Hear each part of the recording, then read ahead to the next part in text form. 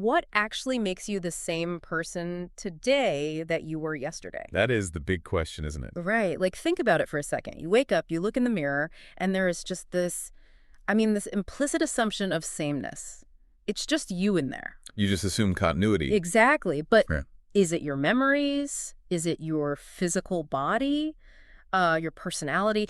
Because if you've ever gone through a massive life transition or uncovered a family secret or even just, looked back at old photos and thought, who on earth was that? Oh, absolutely. Then you know that this feeling of sameness can actually be incredibly fragile. It is entirely fragile. We have this tendency to think of our identity as a solid object, something we just possess. Yeah. Like a noun. Yeah. You have an identity. Right, like it's a thing in your pocket. Exactly. But the moment you start pulling at the threads of what actually holds that cohesive self together, that solid object starts to look a lot more like an ongoing, highly precarious balancing act. And that ongoing balancing act is exactly what we are unpacking in today's deep dive.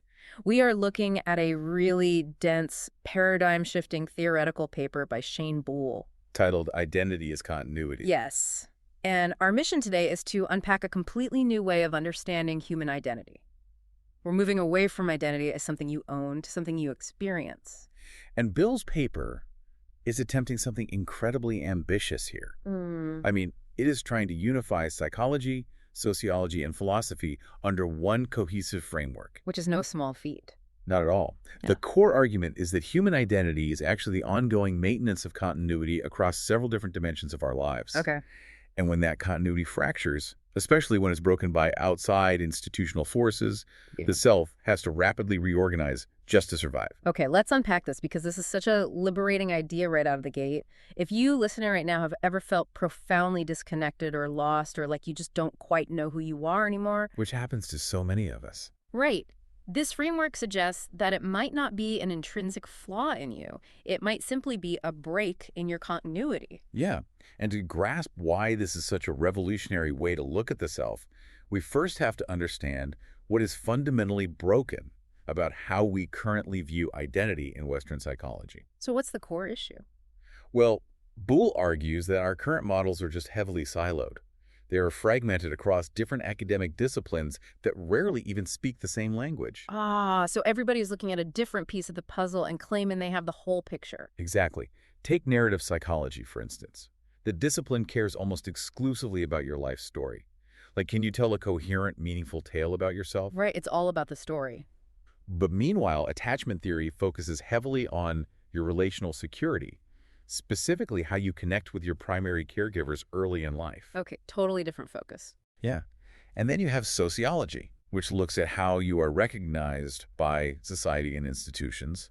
And finally, you have trauma models, drawing on the work of people like Bessel van der Kolk, which care deeply about bodily regulation and the nervous system. It's like trying to understand a house by only looking at the plumbing, while someone else only looks at the electrical wiring, and a third person is just inspecting the paint. That is a great way to put it. You never actually see the whole building. And if the plumbing breaks, the electrician is going to be completely useless. Let's actually push that house analogy a bit further, because this fragmentation isn't just a sun academic debate, right?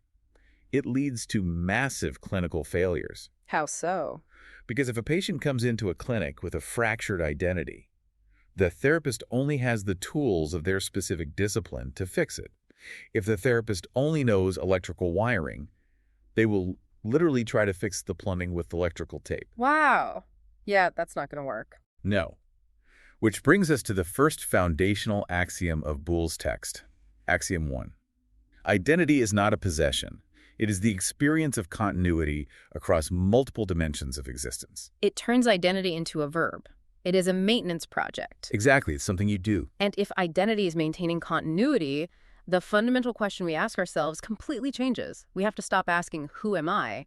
And start asking, what sustains my experience of being me? And since it is an active maintenance project, we need to know exactly what we're maintaining. Right. What are the actual dimensions here? So Bouel outlines 6 phenomenological dimensions of continuity. And these are irreducible. You cannot boil them down into one another. Let's actually take the time to walk through these 6 dimensions and ground them in everyday reality, because this is where the theory gets really practical. I agree. So the first dimension, Bouel, is somatic continuity. Right. And this is the deepest, most bodily level. It is the pre-reflective sense of inhabiting a body. It draws on D.W. Winnicott's idea of going on being. What does going on being actually feel like in daily life, though? It is like the hum of the refrigerator in the background of your mind. Oh, interesting. It is that unbroken sense of simply existing in a physical form without having to consciously think about it. It ties deeply into van der Kolk's idea that the body keeps the store. So it's completely pre-language. Exactly. When your somatic continuity is intact, you just feel grounded in your physical self. But when it is broken, you might experience dissociation or a feeling that your body doesn't even belong to you. Okay, that makes sense. Then we move to the second dimension, which is ontological continuity. This one is your fundamental precognitive right to exist. It draws on R.D. Laing's concept of existential security. Existential security. Right. It's the baseline conviction that your existence is legitimate and not constantly under threat. So if somatic is feeling safe in your physical body, ontological is feeling safe in your right to take up space in the world. Yes, exactly. Like, people with strong ontological continuity don't walk into a room feeling like they have to apologize for existing. Precisely. Now, the third dimension is biographical continuity. This is the factual timeline of your life. Yeah. The dates, the locations, the family tree, your medical history. Just the raw data of your existence. Well, raw data, exactly. Which brings us right to the fourth dimension, narrative continuity. And it's really important to separate these two, right? Because if biographical continuity is the raw footage, the narrative continuity is the edited movie. It is how you make meaning of those raw facts. It's the story you tell yourself and others about your timeline. And you need both. If you have the raw facts but can't make a cohesive story out of them, you feel lost. Right. But if you have a story and the underlying facts turn out to be fabricated, then the narrative is built on quicksand. It just collapses. Exactly. So then the fifth dimension is temporal continuity. This is your ability to imagine an unfolding future. Based on your past and present, can you actually project yourself forward in time? Do you have a sense of where your story is going? Like planning a career or, imagining where you want to live in 5 years. Right. But if you are in survival mode, your temporal continuity probably shrinks down to like the next 5 minutes. That is exactly what happens. And finally, we have the sixth dimension, social continuity. This is the experience of being acknowledged, validated, and included by others, by your community, and importantly, by institutions. Okay, so that's somatic, ontological, biographical, narrative, temporal, and social. Right. And what's fascinating here is how Bouel pairs every single one of these dimensions with a highly specific, targeted repair mechanism when it breaks. Because they're distinct dimensions, they require distinct fixes. Exactly. You cannot just fix a biographical gap with a somatic breathing exercise. Wait, say more about that. Well, if the state has sealed your original birth certificate, right, depriving you of your historical facts, going to a therapist to practice mindfulness breathing will not fix that fracture. Because mindfulness repairs somatic distress. Yes.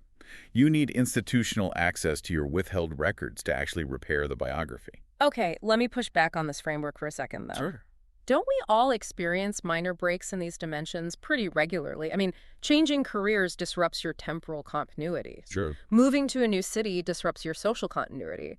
Going through a bad breakup shatters your narrative continuity. Right, of course. So how do we actually know when a break is a normal life transition versus something that is deeply clinically destructive? Well, that distinction is the absolute crux of the theory. Bouel clarifies that disruption only becomes a pathology, meaning it only becomes deeply destructive to your identity when we lose access to the integrative and regulatory processes needed to repair those breaks. Oh, so it's all about access to the tool. Right. Moving to a new city is a disruption, sure, but you still have the agency to join a local club, meet your neighbors, and build new social ties. You can fix it yourself. Exactly. The pathology happens when institutions actively suppress your access to repair. When the tools to fix your own house are legally locked away by someone else, you are trapped in a state of chronic fracture. Man, that is intense. And because these 6 dimensions usually hum along invisibly in the background for most people, Bouel uses a highly specific context to make them visible, right? Yes. The paper uses the paradigmatic case of adoption, specifically closed, forced, or late discovery adoption. It really is the perfect lens for this theory. Yeah. Because in these specific cases, you can witness every single thread of continuity snap simultaneously. It is a complete multidimensional fracture caused by an outside structure. Exactly. Let's actually trace how that total fracture plays out across all dimensions. So somatic continuity is severed right at birth. Right. The infant loses the birth mother's sensory continuity, the specific smell, the sound of the heartbeat, the maternal nervous system they literally developed within. That breaks the going-on being. Yes. And then biographical continuity is fractured because original birth certificates are legally sealed and amended documents are issued, which effectively erases the factual timeline. Just wiped out. Right. Then narrative continuity breaks because the story the adoptee is told often doesn't match the physical reality they sense in their body. And temporal continuity is blocked because, well, it is nearly impossible to imagine a clear, unfolding future when your past is a complete black box. You don't know your medical history or your genetic lineage. Right. You can't see forward if you can't see backward. And then social continuity is fractured by a culture that often demands gratitude rather than allowing space to just grieve the fundamental loss of the original family. It is just a devastating structural collapse. And the paper makes a really crucial point about the temporal structure of this fracture, too. Sometimes it takes the form of a pre-narrative fracture. Meaning what, exactly? Meaning the separation happens before the infant even has language. Which explains why it's so incredibly difficult to treat. The trauma is entirely locked in the somatic and ontological dimensions. Yes. There are literally no words for it. The body registers a profound lack of safety, but the person cannot articulate a story about why they feel that way because it happened before they could even speak. Right. And conversely, the paper explores the retrospective disruption. Oh, this one is wild. Imagine taking a commercial DNA test at age 40, only to discover you were adopted, or your parent isn't genetically related to you. Just out of nowhere. Exactly. Suddenly, the entire biography you thought you had is shattered retroactively. Every memory, every family resemblance you thought you shared, it all has to be completely reevaluated. There is a detail from the text that I find so memorable regarding this. Bouel points out that in these situations, adoptees or donor-conceived individuals aren't just functioning as storytellers of their narrative identity like the rest of us. No, not at all. They are forced to become forensic detectives. Forensic detectives, yes. They have to actively investigate, submit DNA, petition courts, and detect a cohesive story out of contradictory, hidden, or completely legally fabricated elements just to figure out what is actually real. It's exhausting. And, while adoption is the primary lens Bouel uses to make these dynamics visible, the framework applies far beyond that specific experience. Yeah, if you're listening right now, think about any time you've had a foundational truth about yourself, your family, or your history suddenly rewritten by new information. Right. This framework validates that the earthquake you felt wasn't you overreacting, it was your continuous identity actively fracturing across multiple dimensions. Exactly. And if closed adoption and structural severance so clearly shatter human continuity on every single level, we have to ask a really difficult question. Why doesn't mainstream clinical psychology treat it that way? Why is this profound distress so often viewed as an individual vulnerability, or like a chemical imbalance, rather than a structural institutional rupture? Here's where it gets really interesting, because this brings us to Bouel's most provocative claim. The paper argues that examining adoption actually exposes the foundational fault lines of Western psychology itself. It really does. And Bouel outlines two massive fault lines. The first is what the paper calls the epistemological fault line. I'm going to hit the brakes here for a second. Okay, sure. Let's define epistemological before we get completely lost in the academic weeds. Fair enough. So epistemology is simply the study of how we know what we know. Basically asks, what qualifies as the truth? Okay. In this context, the epistemological fault line is a critique of what our institutions consider to be true versus what is physically real. Meaning institutions privilege the paper record over the physical body. That's the exact mechanism. An amended birth certificate is treated by the state and the medical establishment as the ultimate legally binding truth, even though literally everyone involved knows it is a legal fiction created by a judge. But meanwhile, the adoptee's physical reality, their somatic memory, their bodily distress, their actual genealogical lineage, is dismissed by the clinical apparatus as a distortion or an unhealthy preoccupation. So the state-sanctioned document overrides the biological reality. Exactly. And then there is the ontological fault line. If ontology is the study of the nature of being, this fault line is about how institutions define who we are at our core. Right. And this is where the paper draws heavily on decolonial and liberation psychology. The text brings in thinkers like Frantz Fanon, Ignacio Martinborough, and Glenn Colford. And we should definitely unpack the impartial reporting on this because it's a heavy critique of the clinical system. How exactly does liberation psychology apply here? Well, Martinborough, for instance, argued that mainstream psychology often ignores the political and social environment, preferring to look for sickness entirely inside the individual. Just blaming the person. Exactly.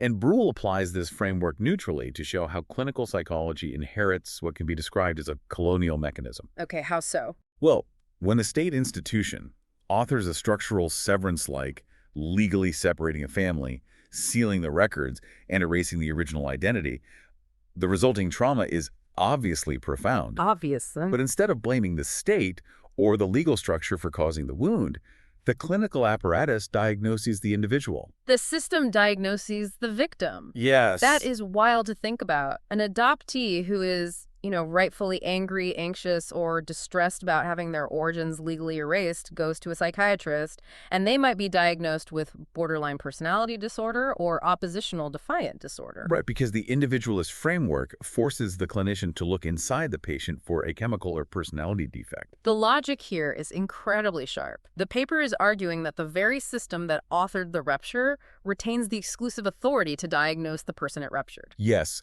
it pathologizes a completely rational resistance to being severed from one's origin. From the perspective of liberation psychology, a person demanding to know their true medical history or their genetic parents isn't exhibiting a symptom of a personality disorder.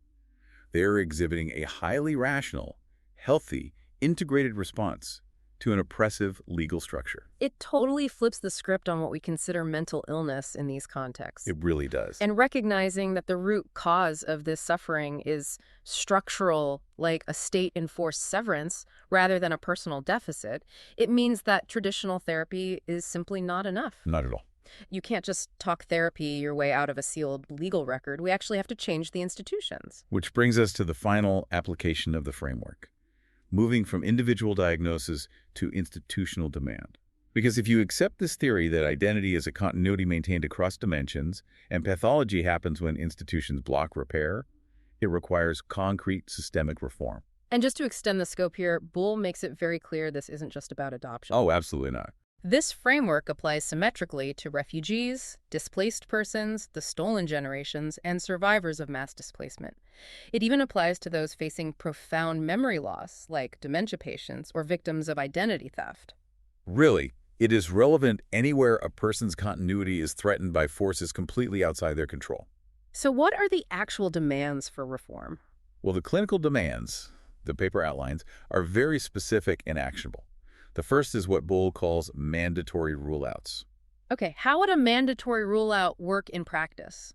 Think of it like a standard medical diagnosis. Before a doctor can diagnose a patient with primary depression, they must first rule out a physiological cause, right, like a thyroid issue or a vitamin deficiency. Right, that makes total sense. So the paper argues that before a psychiatrist can diagnose someone with a severe personality disorder or an attachment deficit, they must legally and clinically rule out documented structural severance. Wow. A clinician must rule out state-enforced severance before deciding a person just has a broken personality. That would completely rewrite the diagnostic manual. It forces the medical field to actually acknowledge the legal environment. Exactly. And the second demand is about unsealing records. The paper argues that treating the unsealing of adoption files or expediting asylum documentation for a refugee should not be handled merely as an administrative hurdle or a privacy issue. It's way bigger than that. It needs to be treated as a medical necessity for repairing a fractured identity. Giving someone back their biography is quite literally a medical intervention. If we connect this to the bigger picture, why is it so hard to get these reforms passed? To understand why these reforms face such uphill battles, Bouel introduces the concept of the maintenance economy. We have to look at the financial and structural incentives of modern psychology. Okay. Institutions resist these reforms, like mandatory rule-outs, unsealing records, not out of explicit malice, but because the entire professional and economic apparatus is built on billing for individual distress. Ah, so the system is designed to manage symptoms, not cure the structural cause. Exactly. The incentive structure rewards ongoing individual treatment. You can bill an insurance company for a decade of weekly therapy sessions, treating a patient's anxiety, depression, and attachment issues. Right, there are specific billing codes for all those diagnoses. Exactly. You cannot, however, bill an insurance company for unsealing a legal document that might instantly resolve the biographical and temporal fracture causing all that anxiety. Wow. The system funds the management of the symptom, but structurally lacks the language and the mechanism to accommodate the cure. So the clinical world is continually treating the fallout of its own legal and structural policies. Pretty much. Okay, we've covered some incredibly dense and shifting ground today. Let's summarize this massive paradigm shift. According to Shane Bill's identity is continuity, identity isn't a solid thing you have in your pocket. Right. It is an ongoing continuity that you actively maintain across 6 distinct dimensions: your physical body, your existential security, your historical biography, the narrative you build from those facts, your imagined future, and your social recognition. And crucially, when those continuities are broken by outside institutions and your access to repair is legally blocked, the profound distress you feel isn't a personality disorder. It is a completely rational human response to a structural severance. So what does this all mean for you, listening right now? I want you to think about your own 6 dimensions. Take an inventory. Which of them feel the strongest and most resilient right now? That's a great exercise. Do you feel deeply grounded in your physical body, but maybe your temporal continuity, like your ability to envision a stable future, feels a little blocked by economic stress? Or maybe you have a strong internal narrative, but you feel socially unrecognized or invalidated in your workplace or your community. Recognizing exactly where the break is occurring is the very first step to knowing what kind of specific repair you actually need. And to build on that, I'd really like to leave you with one final thought to mull over. Expanding on the paper's brief mention of identity theft and memory loss. Oh yeah, let's hear it. If our human continuity relies so heavily on institutional records, factual biographies, and social recognition to remain stable, what happens to our identity in an increasingly digital algorithmic age? Oh, wow. If our biographies, our personal photos, our communications, and our social connections are entirely hosted and managed by tech algorithms and can be instantly deleted, locked, or altered by a corporation without our consent or recourse, are we all currently living under a modern digital threat to our biographical and social continuity? A completely new kind of structural severance. Exactly. That is a heavy, essential question to carry with you. Thank you so much for joining us on this deep dive into the architecture of the self. Keep exploring the invisible threads that hold your own story together. We will catch you next time.